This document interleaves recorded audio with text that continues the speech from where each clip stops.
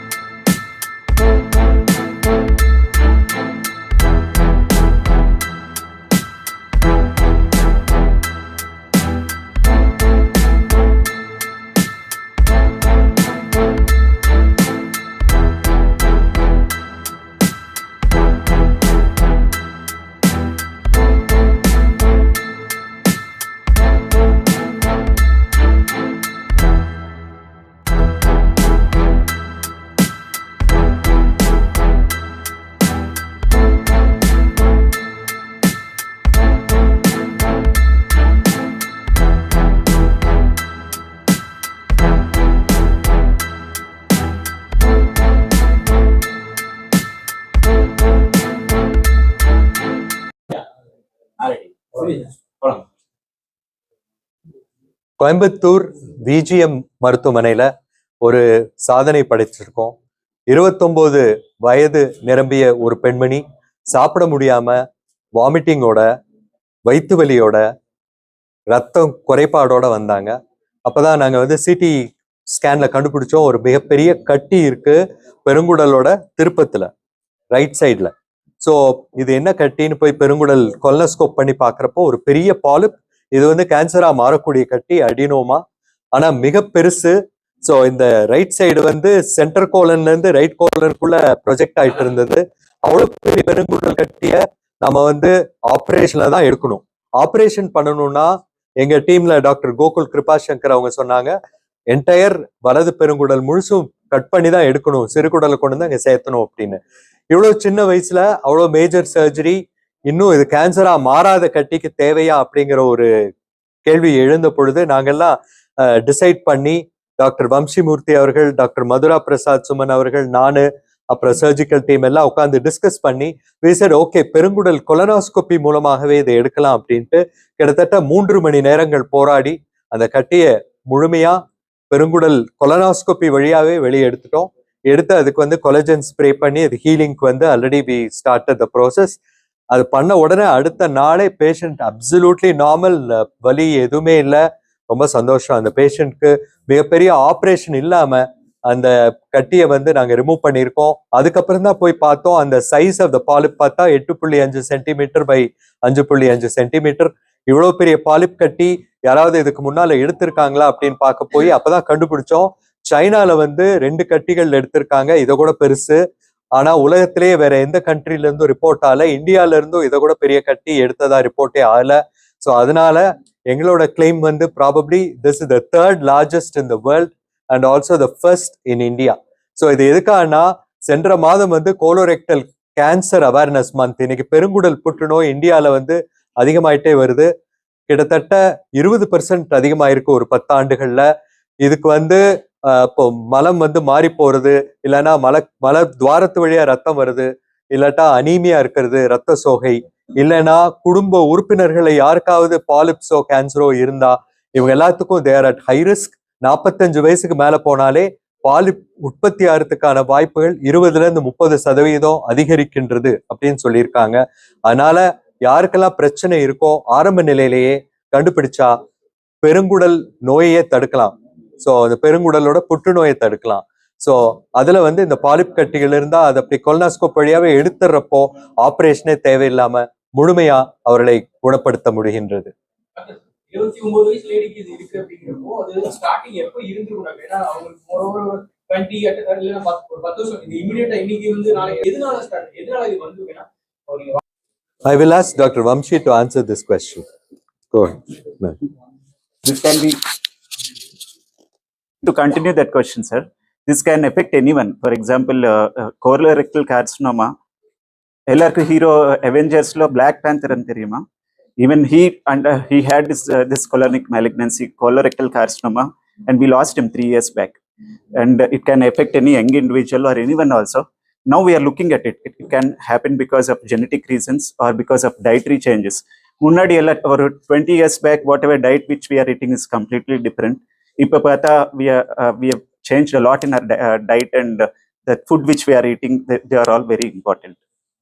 So Symptoms usually kutti polyp anna sometimes symptom varadu, but once as it is growing it can cause anemia, blood loss, intense weakness and vairu vali.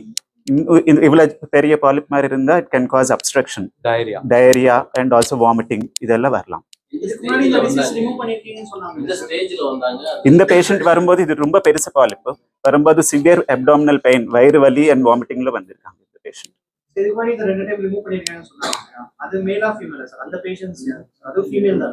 ஃபீமேல்ஸும் இருக்காங்க, மேல்ஸும் இருக்காங்க. இப்போ மேல்ஸ்ல வந்து females கூட ஜாஸ்தி, cancer chances are higher. இது வந்து அது சொல்லவே முடியாதுங்க. ஃபர்ஸ்ட் வந்து அடினோமாவா ஸ்டார்ட் ஆகும், then it slowly becomes cancerous. எப்போ மாறும்னு சொல்ல முடியாது. அந்த அடினோமா வந்து low grade, intermediate grade, high grade போய் அப்புறம் it will turn into cancer. அது வந்து நம்ம ஜீன்ஸ், லைஃப் ஸ்டைல் எல்லாத்தையும் பொறுத்தது. ஸோ அது எப்போ வேணா மாறலாம். ரிமூவ் பண்ணதுக்கு அப்புறம் மறுபடியும் அது வளர்றதுக்கு ஏதாவது வாய்ப்பு இருக்கு? வரவே வராது, அந்த இடத்துல வராது, வேற இடங்கள்ல வரலாம். இவ்வளவு பெரிய கட்டி வந்து அகற்ற முடியும்னு நினைச்சீங்க, ஏன்னா வெல் எக்யூப்மெண்ட் பண்ணதில்லை அப்படிங்கிற மாதிரி சொல்லுங்க. அகற்ற முடியும்னு நினைச்சீங்கன்னா அதுக்கான எக்யூப்மெண்ட்ஸ் நம்மள்ட்ட பத்தி எல்லாமே இருக்குங்க. நான் இப்ப இந்த பிஜிஎம் மருத்துவமனை, இந்த கேஸ்ட்ரோ டிபார்ட்மெண்ட் நான் உருவாக்குனதே உலகத்துல எதெல்லாம் பெஸ்டோ அது பூரா இங்க இருக்கணுங்கிறதுக்காக, நம்ம மக்களுக்கு அது பயன்படணும் அப்படிங்கறதுக்காக. நான் வந்து விளையாட்டுக்காகவோ பெருமைக்காகவோ சொல்லல. நம்ம தமிழகத்திலே எடுத்தீங்கன்னா தென்னிந்தியால இருக்கிற பல மாநிலங்கள்ல இருக்கிற வெரி ஃபியூ சென்டர்ஸ், 2-3 விரல் விட்டு எண்ணக்கூடிய சென்டர்ஸ்ல தான் இத்தனை உபகரணங்களும் இருக்கு. 2-3 சென்டர்ல தான், தென்னிந்தியா முழுசு எடுத்தீங்கன்னா 3 சென்டர் சொல்லலாம், அவ்வளவுதான். அதுலதான் எல்லா உபகரணங்களும் இருக்கு. நீங்க எந்த உபகரணம் கேட்டாலும் எல்லாமே ரெடியா இருக்கீங்க. ஸோ அதனால இட் பிகம்ஸ் ஈஸி. இப்ப ரிமூவ் பண்ணிடுறீங்க, மறுபடியும் வேற இடத்துல வளர்றதுக்கு வாய்ப்பு இருக்கு. ஸோ அதனால என்ன பண்றோம், we put them on surveillance protocol. இவங்களுக்கு வந்து 3 ஆண்டுகள் கழித்து இன்னொரு முறை கொலனோஸ்கோப் செய்து பார்க்கணும், வேற எங்கேயாவது புதிதாக கட்டிகள் உருவாகின்றனவா.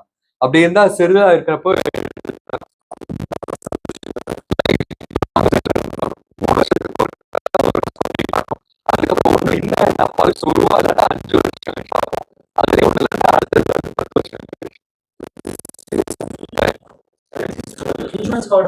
Insurance cover. இந்த பேஷண்ட் கூட இன்சூரன்ஸ் பாலிசில தான் பண்ணுவோம். சார் இதோட எடை எவ்வளவு சார்? பண்ண முடியாதுங்க, ஏன்னா இந்த 100 கிராம் 200 கிராம்குள்ளதான் இருக்கும். மேபி 250 கிராம் இருக்கலாம். அது ஒரு பெரிய வெயிட் சேஞ்ச் பண்ணாது. அதை வச்சு கண்டுபிடிக்கவே முடியாது, யாருனாலையும் கண்டுபிடிக்க முடியாது உள்ள என்ன நடக்குதுன்னு. ஸோ அதனாலதான் இந்த ஹை ரிஸ்க் பேஷண்ட்ஸ் ஸ்கிரீனிங் பண்ணணும். லோ ரிஸ்க் பேஷண்ட்ஸ் அமெரிக்கால வந்து 45 வயசு தாண்டினாலே எல்லாருக்கும் அட்லீஸ்ட் ஒரு முறையாவது பெருங்குடல் டியூப் டெஸ்ட் பண்ணி பார்க்கணும், கொலனோஸ்கோப் பண்ணணும் அப்படிங்கிறாங்க. நம்ம இந்திய ஜனத்தொகை எல்லாத்துக்கும் பண்ண ஆரம்பிச்சா 12 கோடி மக்கள் 45 வயசுக்கு மேல இருக்காங்க. அவ்வளவு பேருக்கும் கொலனோஸ்கோப் பண்றதுன்னா யாருனாலே முடியாது. ஏன்னா நாங்க கேஸ்ட்ரோஎன்ட்ராலஜிஸ்ட் தான் பண்ண முடியும். நான் படிச்சு வர காலத்துல 100 கேஸ்ட்ரோஎன்ட்ராலஜிஸ்ட் தான் இந்தியாலே இருந்தாங்க. இன்னைக்கு வந்து ஒரு 4000 பேர் இருக்காங்க. ஆனா 4000 பேர் 12 கோடி மக்களுக்கு கொலனோஸ்கோப் பண்ணணும்னா முடியவே முடியாது. So that is not possible. So easy வந்து மலத்துல கண்ணுக்கு தெரியாத ரத்தம் இருக்கா, அக்கல்ட் பிளட், அது இருந்தா கண்டிப்பா அவங்க எல்லாம் ஸ்கிரீனிங் பண்ணணும். அதனால வருஷத்துக்கு ஒருக்கா ஃபீக்கல் இம்யூனோகெமிஸ்ட்ரி டெஸ்ட் இருக்கு, ஃபிட்னு. அந்த டெஸ்ட் வந்து இப்போ அடையார் கேன்சர்ல 150 ரூபாயிலே அவங்க கிட்ட வச்சிருக்காங்க. அது வந்து நான் இப்ப இன்னைக்கு காலையில இதை பத்தி பேசிட்டு இருந்தேன். ஸோ அதை வாங்கி நம்ம வந்து யூஸ் பண்ணலாம். இல்லைன்னா சாதாரணமா 2000 ரூபாய் ஆகும் ஒரு டெஸ்ட். 150 ரூபாயிலே அந்த டெஸ்ட் வந்து 200 மைக்ரோகிராம் 1 கிராம் மோஷன்ல கண்டுபிடிக்கலாம் ரத்தம் இருந்தா. அதுதான் பெஸ்ட் ஸ்கிரீனிங் டெஸ்ட். ஸோ ரத்தம் இருக்குன்னு தெரிஞ்சா then we should investigate more. But அதனால வேற டிசீஸ் யா அப்பா அது மோஷன்ல பிளட் வந்தா பைல்ஸ்னால இருக்கலாம், பிஷர் வெடிப்புனால இருக்கலாம், எதனால வேணா இருக்கலாம். இதனால கேன்சர்னாலதான் இருக்கணும்னு அவசியம் இல்லை. ஆனாலும் ரத்தம்னு மோஷன்ல பார்த்தா கண்டிப்பா நம்ம வந்து செக் பண்ணி ஆகணும். ஏன்னா உள்ள பெரிய ப்ராப்ளம் இருந்தா தெரியவே தெரியாது. பை த டைம் அப்புறம் நம்ம கண்டுபிடிக்கிறப்போ சில சமயங்கள்ல கோகுல் டாக்டர் அவங்க வந்து அவங்க டீம் ஆபரேஷன் கூட பண்ண முடியாத ஸ்டேஜை தாண்டி போயிருது இந்த கேசஸ். ஏன் மோஷன்ல பிளட் இருந்துச்சுன்னா கண்டுபிடிக்க முடியுமா? நம்ம ஊர்ல இவ்வளவு விழிப்புணர்வு சொல்றதுக்கு ரீசனேங்க, நாங்க போன வருஷம் வந்துட்டு இந்தியாலேயே லார்ஜஸ்ட் டியூமர் எடுத்தோம். 40 கிலோ கட்டியே 40 கிலோ, பேஷண்ட் வெயிட் 82 கிலோ தான். அந்த அம்மா வெயிட் எடுத்ததுக்கு அப்புறம் பாதி வெயிட் தான் இருந்தது. அப்போ கூட அந்த அம்மா ஆப்ரேஷன் பண்ணிக்க வரல. சாரோட ஃப்ரெண்டு ஒரு எஸ்டேட் ஓனர் அவங்க அனுப்பிச்சு விட்டாங்க.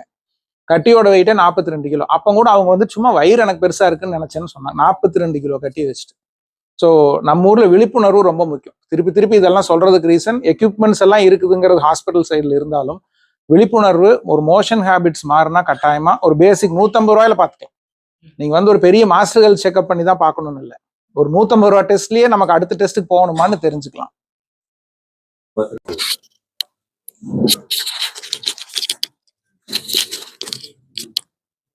இப்போ வெஸ்டர்ன் வேர்ல்டில் வந்து இப்போ 40-45க்கு மேலே கொலனோஸ்கோபி அப்படிங்கிறது ஒரு கம்பல்சரியாக பண்ணிட்டு இருக்காங்க. நம்ம நாட்டில் பண்ணாதது வந்து ஒன்று மக்கள் தொகை, இன்னொன்று வந்து எல்லாராலையும் வந்து இது அஃபோர்ட் பண்ண முடியாது அப்படிங்கிற ஒரு இதில் இது ஒரு பழக்கத்தில் வரல. எங்கேயுமே வந்து 40க்கு மேலே 45க்கு மேலே எல்லாருமே கொலனோஸ்கோபி பண்ணணும் அப்படிங்கிற ஒரு ஹேபிட்லேயே வரல யாருக்கும். ஆனால் இப்போ பார்த்தீங்கன்னா வெஸ்டர்ன் ஃபுட் ஸ்டைல் எல்லாம் நம்ம வந்து இப்போ அடாப்ட் பண்ண ஆரம்பிச்சிட்டோம். எல்லாம் சின்ன சின்ன கடையிலயும் இந்த மயோனைஸ் போடுறது, அப்புறம் இந்த ஹெவி ஃபேட் இருக்கிற அந்த நான்வெஜ் மீட் ஐட்டம்ஸ் வந்து ரொம்ப ஹெவியா லைக் நிறைய ஃபேட் அதிகமா இருக்கிறப்ப தான் டைரக்டா வந்து அது குடலை தாக்கும், குடல்ல இருக்கிற கிருமியை தாக்கும், அதுல இருக்கிற அந்த ஒரு நல்ல ஒரு என்வாயன்மெண்ட்டை வந்து கெடுத்துடும். ஸோ அந்த ஃபுட்டு நம்ம அடாப்ட் பண்ணிட்டோம், வெஸ்டர்ன் ஃபுட்டு. ஆட்டோமேட்டிக்கா என்ன ஆகும், அந்த லைஃப் ஸ்டைல் அடாப்ட் பண்றப்போ ஆட்டோமேட்டிக்கா நமக்கும் வந்து இந்த பாலிப்பு, கோலன் கேன்சர் எல்லாமே அதிகப்படும். அதிகமாக வாய்ப்பு இருக்கு. அதிகமாகிறது நாங்க ட்ரெண்டும் பார்த்துருக்கோம். இப்போ யூஎஸ் எல்லாம் பாத்தீங்கன்னா அவங்க எப்ப பாரு கான்ஃபரன்ஸ்ல என்ன பேசுவாங்க, எத்தனை பாலிப் கண்டுபிடிச்சாங்க, அதுல எத்தனை கேன்சரா இருந்தது, இதேதான் அவங்களுக்கு பேச்சா இருக்கும். நம்ம நாட்டுல வந்து இப்ப மெதுவா அந்த ட்ரெண்ட் ஆக போகுது. நாங்க கூட ஒரு 2 years பேக் ஒரு ஸ்டடியில இன்வால்வ் ஆயிருந்தோம். தமிழ்நாட்டு ஃபுல்லா எப்படி கோலன் கேன்சர் வருது அப்படிங்கிற அந்த மல்டி சென்டர் ஸ்டடியில இன்வால்வ் ஆயிருந்தோம். அது வந்து பப்ளிகேஷனும் ஆயிருக்கு. அதுல எத்தனை பேருக்கு எந்த மாதிரி அவங்க வெஜ்ஜா நான்வெஜ்ஜா ஸ்மோக்கிங் பண்ணிட்டு இருந்தாங்களா அந்த ஃபுல்லா அனாலிசிஸ் பண்ணிருக்கு. அதுல நாங்களும் கலந்துட்டு இருந்தோம். ஸோ கண்டிப்பா வந்து இந்த மாதிரி நிறைய ஸ்டடீஸ் வேணும். நம்ம நாட்டு ஃபுட் ஸ்டைல் வந்து மாற நம்மளும் வந்து கோலன் கேன்சரோட விழிப்புணர்வு வந்து அதிகப்படுத்தணும்.